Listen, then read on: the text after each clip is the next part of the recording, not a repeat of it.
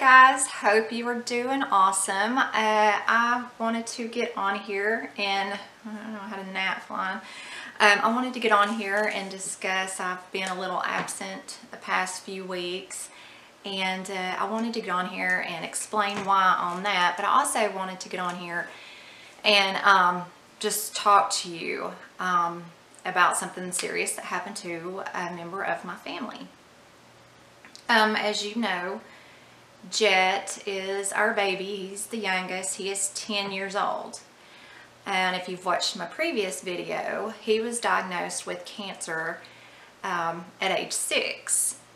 To be exact, it was lymphoblastic T-cell lymphoma.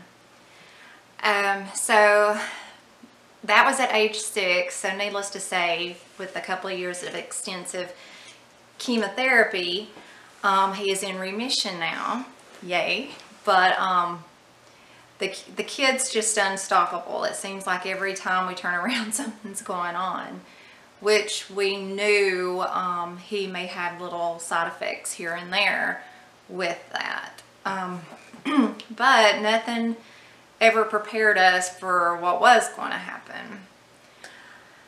Let's see, it is June, May, April. It was around the first, second week of April. Jett was complaining with a lot of stomach, side cramp pains. It went on for, he actually did miss a day of school. It went on for about a day and a half. I did call his doctor. The doctor was telling me, informed me that it was probably gas. You know, I'm like, okay, but I mean, he's in a lot of pain. So, you know, I didn't know. Part of me thought it was gas. And all these things run through your mind because of what happened a couple of years ago with the cancer. So, another day passed. So right now it's been about 2 days, 2.5 days.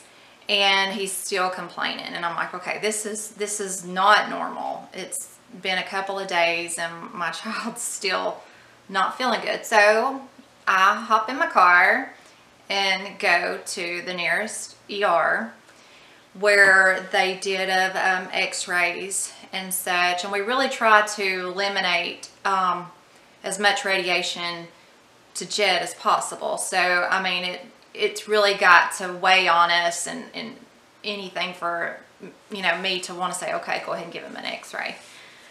But they didn't find anything. They did a couple of more little things. They did not do any kind of blood work or anything like that.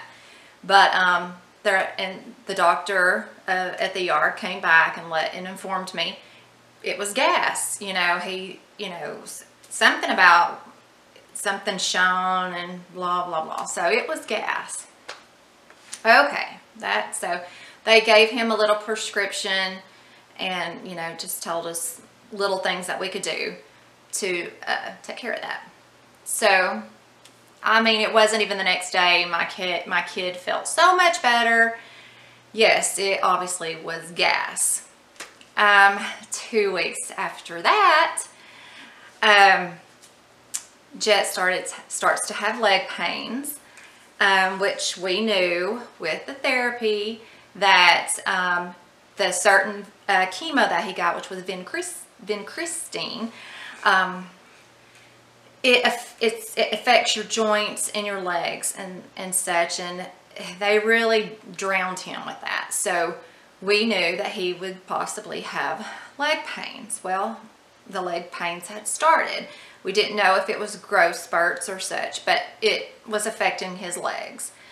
I tried just rubbing them. I tried heat pad. I tried, you know, warm cloths. I was trying everything with his legs, and it started making me a little nervous. So I took him to the nearest ER, where they did inform us he could have possibly pulled something. As y'all know, he also does Taekwondo. So we wasn't sure if he pulled it there, if he pulled it at school, whatever it was.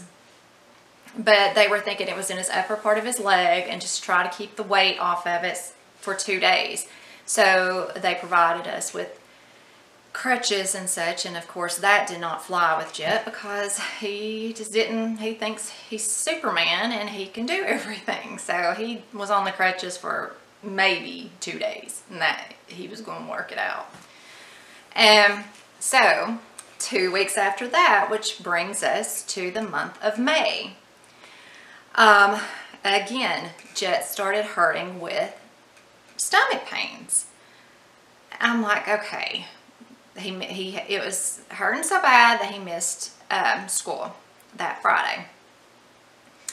That Saturday morning, he woke up complaining again. I'm like, okay, so I gave him children's Pepto, and I gave him half a thing of a Gas X. It was a very small thing.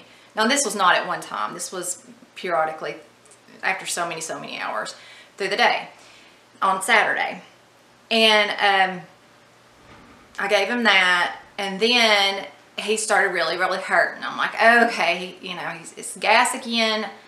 But Jett he has some strong medicine for any kind of really rough pain. So I thought, okay, well, I'm going to give him this. It's medicine with codone in it. So I gave him that.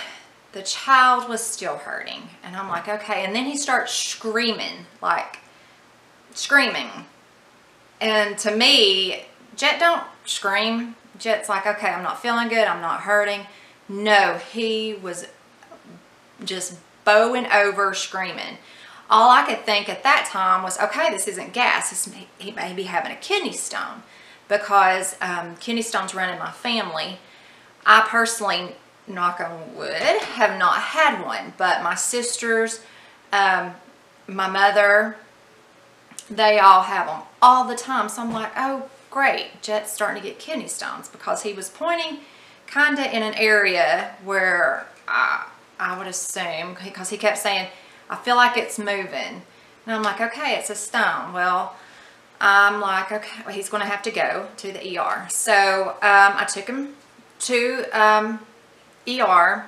Actually, I took him to not the nearest one, but the one downtown, which is Children's. I mean, where he got his chemo and got treatment and stuff. So we went downtown to the Children's Hospital, where they did some x-rays, and they let us know my son has an appendicitis.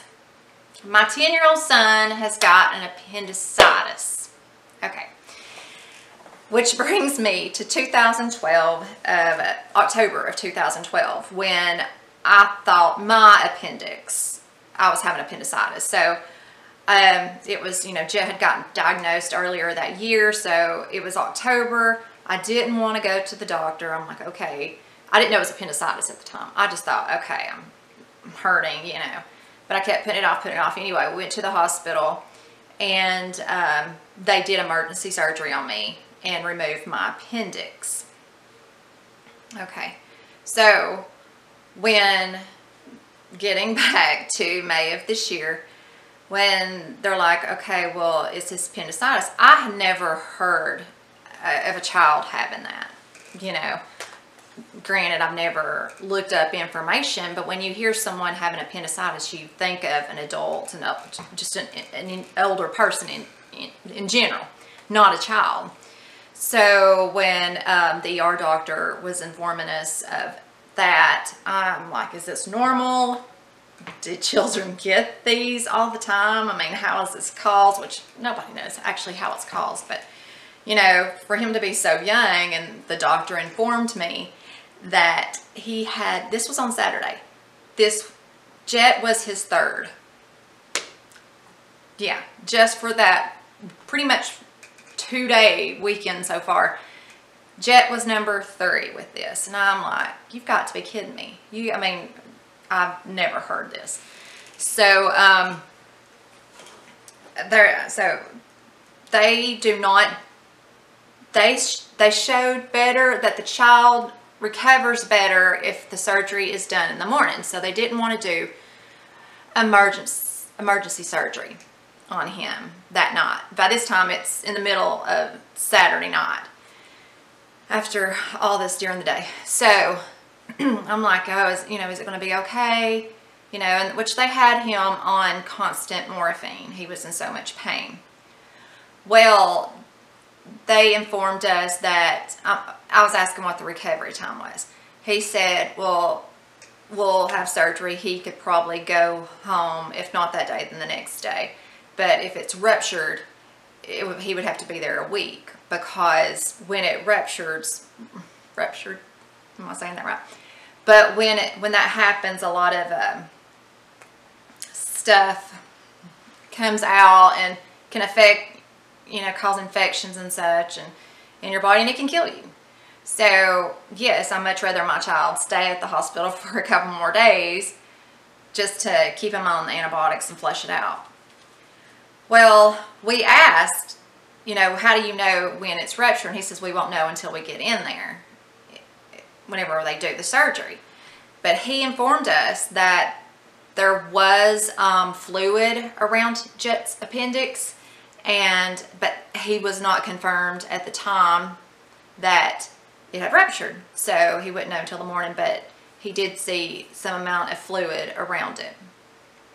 They did surgery they took us down at 8 o'clock that morning, Sunday morning, and we had to sit there for a little bit. So they took him back right around 9 o'clock that morning, and did inform us that Jett's appendix had ruptured. Sorry about that, the camera died. But I wanted to get on here to let you know where I've been, making sure that my family, my children, myself, my husband, everyone is healthy. That's my number one, so that I do apologize for not being on here, but I'm sure you understand. But too, I wanted to, you know, let you know,